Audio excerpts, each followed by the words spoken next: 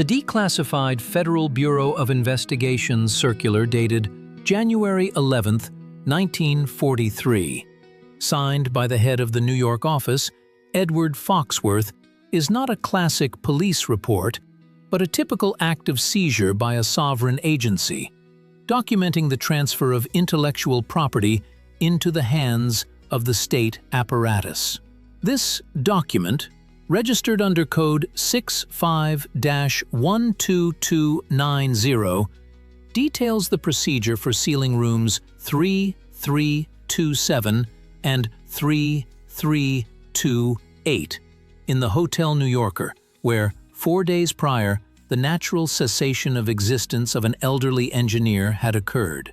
The key element of the record was not the fact of death itself, but the immediate summoning of locksmiths from the Yale Company to open the personal safe located in the living quarters, and the subsequent seizure of all discovered manuscripts by the Alien Property Custodian Service under the Trading with the Enemy Act.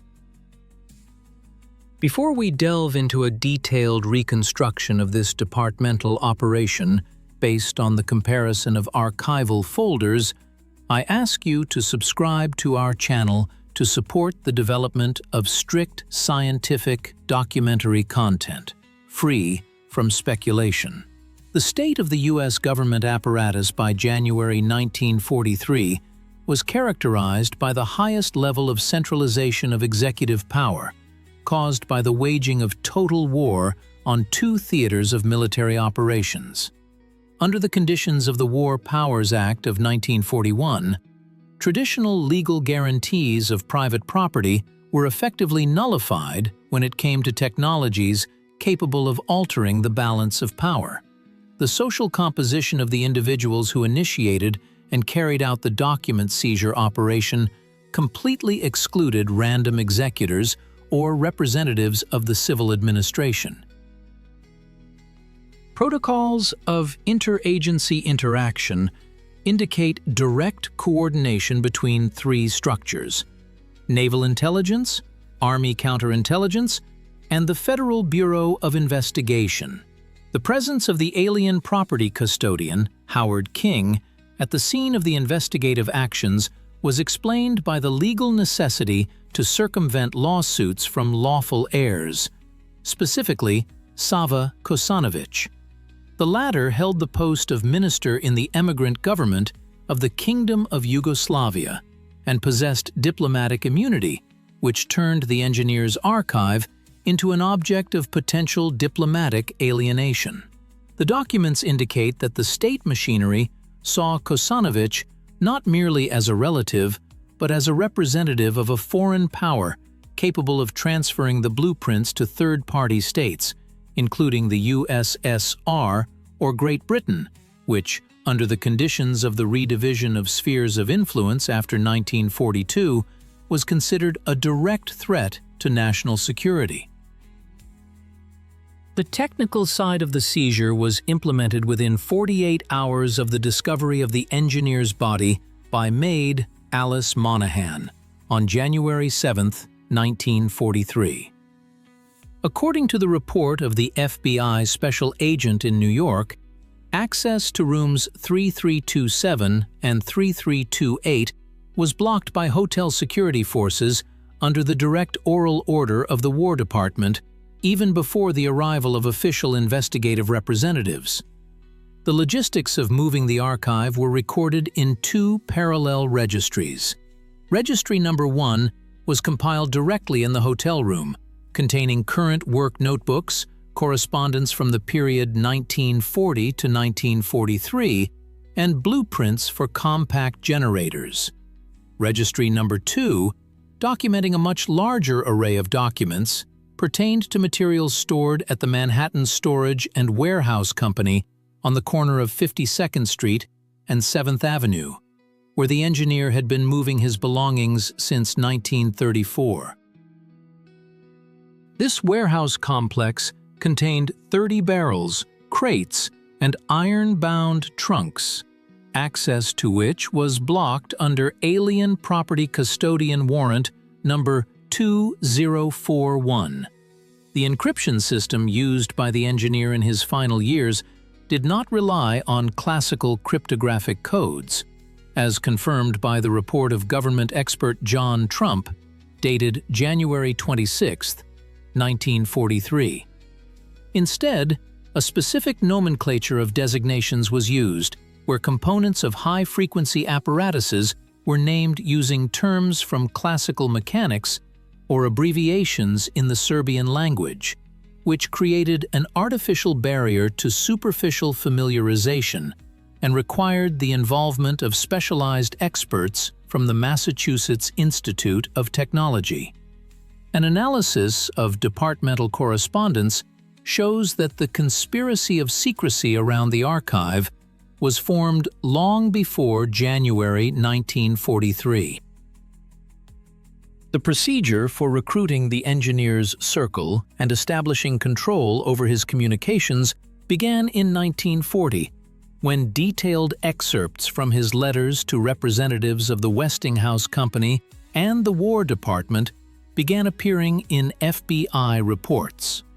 The informant for the agency was a technical assistant, whose name in the declassified files is concealed under the code index NY-89, who received regular monetary compensation from the funds of the Counterintelligence Directorate.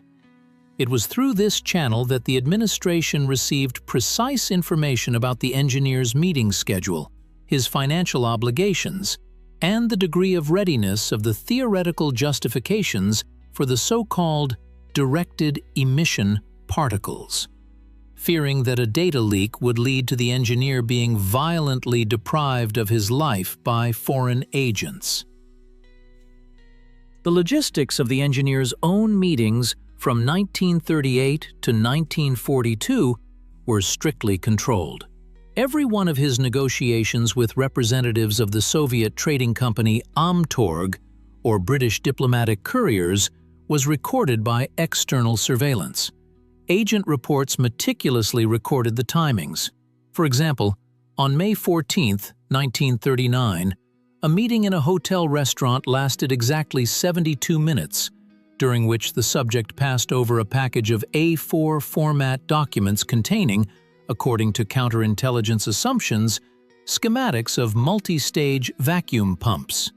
Among the seized documents, recorded in a secret appendix to the FBI registry dated January 15, 1943, a special place was occupied by a collection of drawings related to the project of a worldwide wireless power transmission system and associated atmospheric layer ionization technologies. In workbooks numbered 12, 17, and 22, covering the research period at the Colorado Springs Station in 1899 to 1900 and at the Warden Cliff Tower up to 1917, detailed mathematical calculations of the Earth's standing electromagnetic waves were contained. An administrative analysis of these folders, conducted by the Technical Department of the Army Signal Corps, revealed the presence of 47 detailed specifications for powerful disk conductors and resonance amplification systems.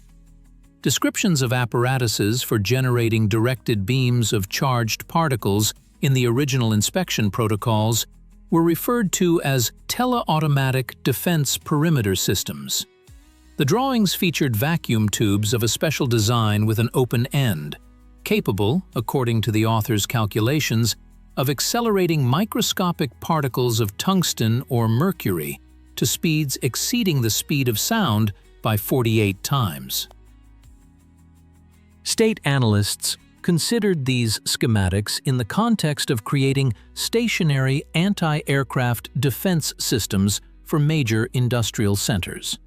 As for documents on controlling meteorological processes, in the folder indexed C1, notes were found on the possibility of altering the static potential of the ionosphere through super-powerful discharges, which could lead to moisture condensation in designated squares. These materials were immediately removed from the general list and transferred to the disposal of the U.S. Army Meteorological Service, with the fact of their transfer being concealed from the official registry presented to the engineer's family lawyers. The mechanism for transporting and subsequently depositing the seized archive was carried out according to a strict logistical scheme that prevented information leaks at intermediate stages.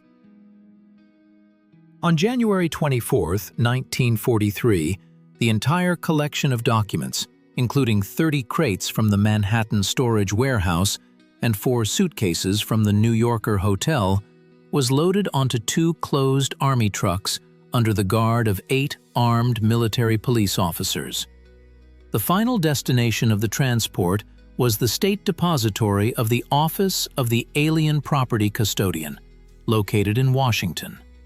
There, the archive was subjected to total microfilming, which took 34 working days. Each sheet of the manuscript, including personal letters of a mundane nature, received a unique 8-character alphanumeric index, recording its position within the overall structure of the collection. The original documents were placed in high-strength steel safes, access to which was permitted only by a joint written order from the FBI director and the head of the Office of Strategic Services. The agency's internal accounting system mandated the physical suppression of potential leaks and the destruction of any working copies and drafts made by experts during analysis, as confirmed by a circular dated March 5, 1943, requiring that all preliminary notes by Professor Trump and his assistants be burned in the agency's special furnace.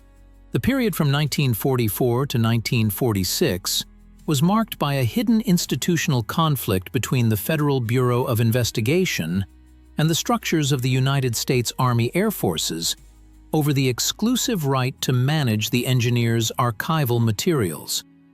From official correspondence between J. Edgar Hoover and the head of the Air Technical Service Command, Major General Hugh Nuhr, it follows that the military department accused the FBI of deliberately delaying the transfer of technical documentation necessary for conducting practical tests at the proving ground in Ohio.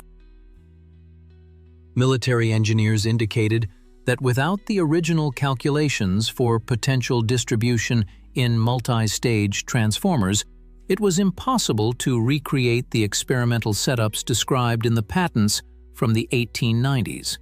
The FBI, in turn, justified its refusal on grounds of counterintelligence security, citing the existence of an extensive network of informants linked to foreign intelligence agencies within the structures of the Aviation Command.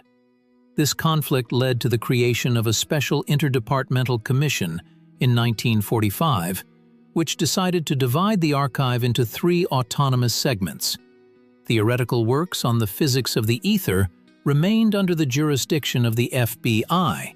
Blueprints for specific defense systems were transferred to Wright-Patterson Air Force Base, and the personal archive and diplomatic correspondence were prepared for subsequent transfer to Yugoslavia to minimize an international scandal. A critical audit of the sources forming the basis of this case reveals deep systemic contradictions between official expert conclusions and classified directives of the defense departments. The main official document underpinning modern historiography is the technical report by Professor John Trump, prepared for the National Defense Research Committee. The expert asserts that the materials he studied are of an exclusively speculative, philosophical nature, contain no workable physical principles for creating weapons, and are of no value to the military department. However, this conclusion directly contradicts the seizure protocols and subsequent logistical operations of the United States Army Air Forces. In particular, materials from Wright-Patterson Air Force Base from 1947 contain invoices for the transportation of 4 crates of microfilms copied from the engineer's original blueprints, and these documents were classified as top secret under a project for studying electromagnetic target suppression. Such discrepancies point to a political order. The Trump report was used as a legal basis for denying the release of the archive to Sava Kosanovic and for sealing the documents in government storage under the guise of low-value property. Testimonies from warehouse employees and hotel secretaries, collected by FBI agents between January 9th and 12th, 1943, also show signs of administrative pressure. The head of the warehouse service initially recorded in his draft notes the presence of 60 separate storage units, including heavy metal containers. Yet the final Transfer Act to the Custodian of Alien Property lists only 30 crates. The change in the witness's testimony occurred after his 4-hour interrogation at the New York FBI headquarters, which forces one to consider the final inventory as deliberately falsified to conceal the seizure of the most important technical components.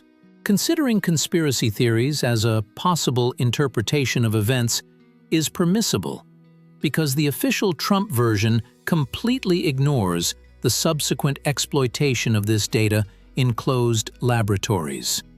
A study of the engineer's financial documentation from the last 10-year period of his life allows for the reconstruction of the institutional levers the state used to restrict his operational freedom. By 1943, the total debt owed by the subject to the New Yorker hotel amounted to $3,291, which by the economic standards of the time was a critical sum for a private individual. State structures consciously did not intervene in this protracted debt crisis, using it as a tool for financial blockade. Simultaneously, an analysis of bank transfers shows that the engineer's only stable source of income remained the aforementioned $500 per month, paid through the purchasing commission of the Kingdom of Yugoslavia. When in 1941 the territory of Yugoslavia was occupied by Axis forces, this transaction began to be processed through the accounts of the New York agency of the Bank of Yugoslavia, which were fully controlled by the U.S. Department of the Treasury. By freezing or delaying these payments under the pretext of compliance checks with the Foreign Assets Control Act, Washington officials forced the engineer to negotiate on their terms.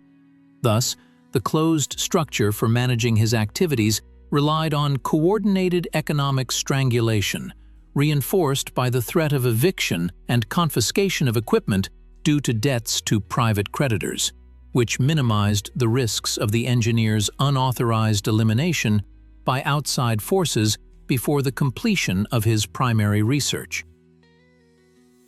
When in 1952, under pressure from international diplomacy and as part of the U.S. policy of rapprochement with Josip Broz Tito's regime, the decision was made to transfer the engineer's archive to his legal heir, Sava Kosanovic, for the subsequent creation of a museum in Belgrade. Official Belgrade received far from the complete set of documents. A comparative analysis of the New York port shipping manifests from September 23, 1952, and the original seizure acts from 1943 reveals a discrepancy in the total cargo weight of approximately 1,200 kilograms. 60 crates were sent to Yugoslavia, but their internal contents had undergone deep selection. The collection completely lost the diary entries from 1919 to 1935, containing information about the engineer's contacts with investors in defense projects and representatives of various governments. A critical review of the reports from the Yugoslav Government Commission that received the archive in Belgrade in 1953 shows that researchers immediately discovered gaps in the consecutive page numbering of patents and project specifications. Specifically, in the section dedicated to the wireless transmission of energy through terrestrial strata, key sheets with formulas for calculating the dielectric permeability of the upper layers of the crust were missing, without which the practical implementation of the experiments became impossible. The Yugoslav side sent an official note of protest to the U.S. Department of State, but received a reply stating that all documents found in the hotel rooms had been handed over in full, and that, due to the absence of documents from an earlier period, the American side bore no responsibility for their preservation. The system of data recording in the engineers' work diaries from 1930 to 1943 deserves a separate source analysis, as it was largely responsible for the delays in processing the archive by the intelligence services. The subject used a complex synthesis of shorthand based on the Cyrillic alphabet, mathematical symbols of his own invention, and terminological borrowings from German and French. An FBI Cryptography Department report, dated February 19, 1943, indicates that standard decryption methods used against diplomatic codes proved ineffective. Decrypting notebooks number 8 and 9 required the involvement of emigrant linguists from Yugoslavia, who had passed loyalty checks by the counterintelligence agency. The process was complicated by the fact that the engineer intentionally split the description of a single physical process across different notebooks, stored in geographically remote locations, some in the hotel, some in a warehouse. He kept the connecting elements and key constants of the formulas in his memory, which is confirmed by the absence of the final equations for calculating the capacity of spherical emitters in the paper archive. This forced experts to spend months on the mathematical reconstruction of the missing steps, creating additional volumes of internal commentary that were subsequently classified alongside the originals. The U.S. legal system derived long-term institutional benefits from the precedent of the engineer's archive, establishing mechanisms for the seizure of intellectual property at the legislative level. The experience gained in liquidating private control over these developments formed the basis of the Invention Secrecy Act, passed by Congress in 1951. This statute granted state defense departments the right to impose an indefinite secrecy classification on any patent applications by private individuals if, in the opinion of Pentagon experts, their publication could harm national security. The mechanism of this law fully replicates the scheme applied to the deceased engineer in 1943. The inventor is deprived of the right to publish and commercialize their work. Their materials are removed from the general patent circulation, and as compensation, a fixed sum is paid, the amount of which is determined by the government agency in a directive manner. The final stage of the agency's operation regarding the archive involved the legal liquidation of its material legacy through a forced auction held in 1945 to cover debts to private creditors. The financial reports of the Liquidation Commission show that personal belongings, laboratory equipment, and furniture from rooms 3327 and 3328 were valued at a paltry sum of $608 and purchased by frontmen acting in the interests of the U.S. Navy Department, leading to the complete cessation of the legal existence of the heirs' patent rights in the Western Hemisphere.